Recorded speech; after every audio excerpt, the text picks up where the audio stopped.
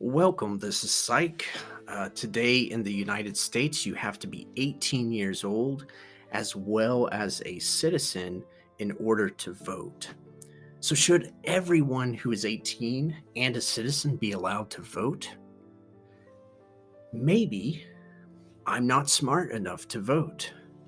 Are you smart enough to vote? And what does that even mean to be smart enough to vote?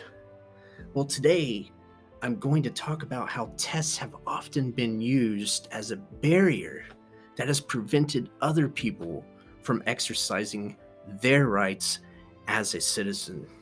And in particular, I'm going to focus on the Alabama literacy test of 1965 and some performance assessments that were used prior to this in order to determine if a person was smart enough to vote.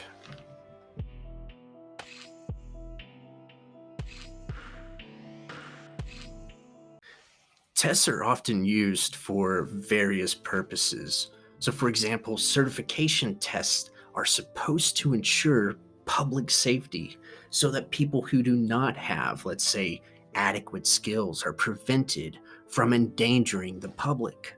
So, for example, it's probably not a good idea for society to let random people conduct heart surgeries. If I need a heart surgery, I want some kind of reassurance that the person I'm going to has a particular set of knowledge and skills. In other words, I want some kind of reassurance that the person who's conducting my heart surgery is qualified. So, tests often serve as barriers when we want an individual to demonstrate some sort of, let's say, proficiency before they enter into a given field.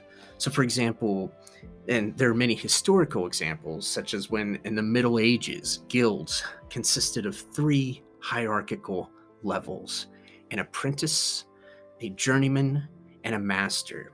And to become a master, a child served as an apprentice, and they would eventually have to create a so called masterpiece that was a work that allowed them to demonstrate their skill, let's say, in a particular area. Also, other examples in the Sung Dynasty at 960 to 1279 in China, there were tests that were implemented to determine if a person qualified to be a civil servant, and various performance assessments were conducted to determine, if a person qualified for, various aspects of a military, let's say, military service. And so, although some of these barriers, at least on the face of it, seem somewhat reasonable, such as with the heart example and so forth, there's other barriers that's created by tests that are completely unreasonable. And they've been historically used as a political device to prevent people from exercising their rights as a citizen.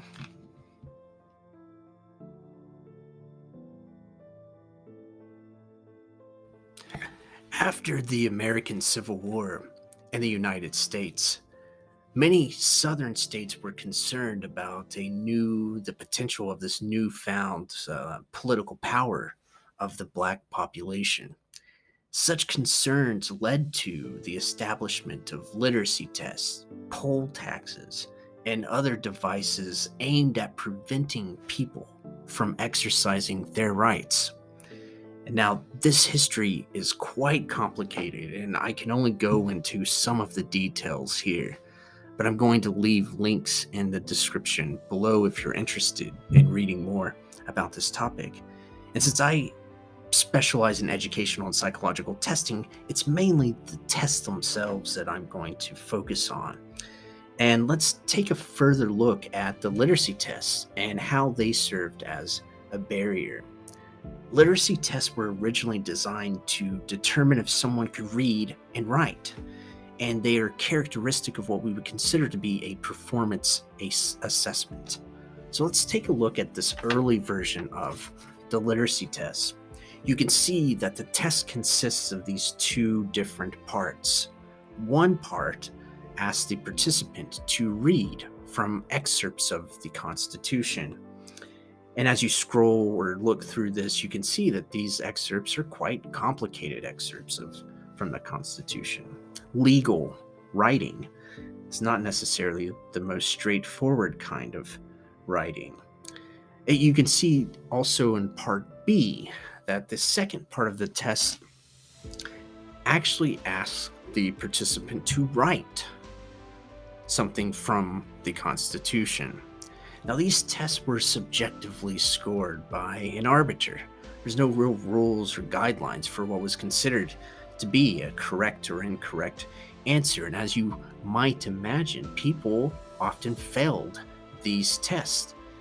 Even people who were college educated, who could obviously read and write. So to prevent this from affecting the white population, grandfather clauses were created so that if your grandfather or family member was able to vote before a particular point in time, then you were allowed to vote, which ultimately meant that I didn't have to take these types of tests if my grandfather could vote. Now let's just ask some different questions about the test itself. Why does a person need to be able to read in order to have a voice in our political system? To me, this seems like a very odd thing to ask from people.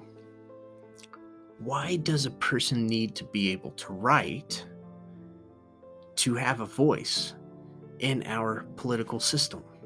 Once again, that seems like a very odd requirement. Let's take a look at a newer version of the test, which is this 1965 Alabama literacy test. And I've placed the actual test along with a copy of the correct answers in the links, in a couple different links in the description below.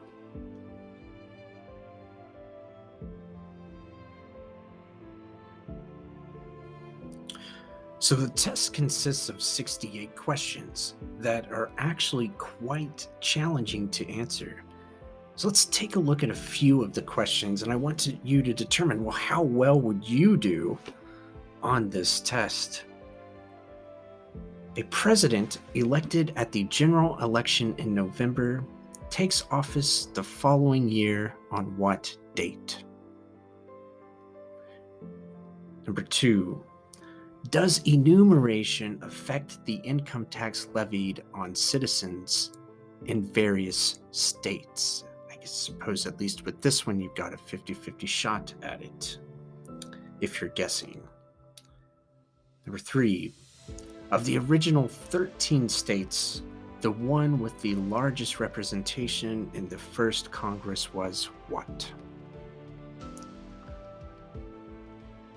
Number 4, the Constitution limits the size of the District of Columbia to. Number 5, if the two houses of Congress cannot agree on adjournment, who sets the time? So of these 5 questions, how well did you do? The questions on the test obviously are going to vary in their difficulty, but as I said, I think that many of them are quite challenging, and at least I personally found many of these questions to be challenging. And if you want to take the entire test, like I said, I've left a link in the description below, and please leave a comment to let me know how well you did on this test. So in the 1960s, a law professor at Duke submitted a small number of these questions to other law professors. Well, guess how well they did? Only 70% of the answers provided to the professor were correct. So in other words, by these standards, passing the literacy test for, let's say, an average person would be nearly impossible. Once again, I'm just going to ask, how does knowledge of these questions somehow determine if I'm qualified to have a voice in the political system? Why, for example, do I need to know which of the 13 original states had the largest representation in the first Congress to vote for people now. I'm going to close this video by describing what happened in 1965 in Selma, Alabama.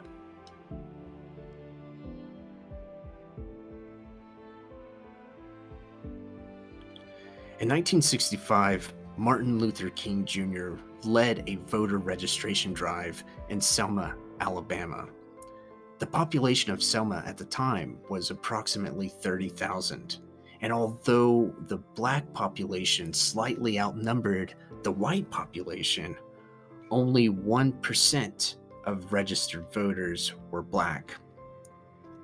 During this time, 2,000 people were arrested by County Sheriff James Clark for contempt of court, delinquency, and parading without registration.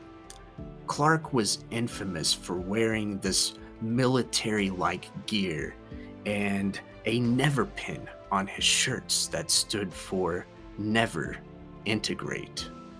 He was also infamous for carrying a cattle prod so that protesters could receive these electric shocks.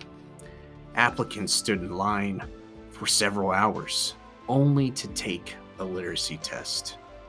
Not a single black person was added to the registration polls. A series of events eventually led to Bloody Sunday, where a group of protesters were confronted by about 200 police officers who used tear gas, nightsticks, and whips when they were met on a bridge intersecting two counties. Such issues created national and international outrage. This eventually led to President Johnson signing the Voting Rights Act in 1965, an act that would prohibit the further use of literacy tests.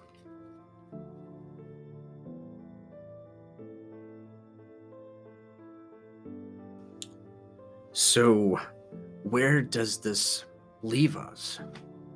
As I said, tests often serve as barriers. Is that reasonable? When is it reasonable? If we think it's reasonable, at times, how do we draw these lines and distinctions? Testing is also political, and it's been used as a political device. And there are many instances in which tests have been misused and abused.